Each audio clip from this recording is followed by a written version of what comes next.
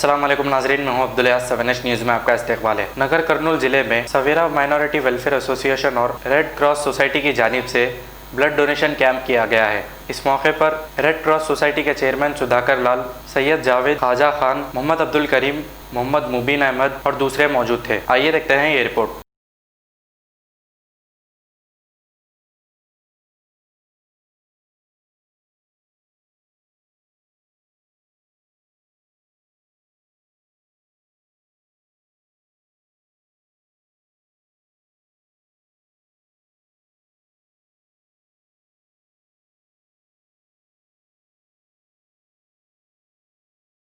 Germanton hospital orthopaedic से मुताल्लिक हर मरीज यहाँ शिफायाब। बैनुल-अक़वामी शोहरत याफ्ता और इनाम याफ्ता doctor Mir Jawad Zar Khan, senior orthopaedic surgeon, advance operation theatre, ICU, digital x ray, laboratory, physiotherapy, pharmacy, sharing और प्राइवेट रूम्स, लेडी डॉक्टर्स और डॉक्टर अर्जुमन सुल्ताना गैनकोलॉजिस्ट की खिदमात हासिल। वाजबी फीस और मुकम्मल सहूलियात से हजारों मुतमईन। एम्बुलेंस से आरास्ता Germanton orthopaedic hospital, pillar number 150, Attapur, Hyderabad.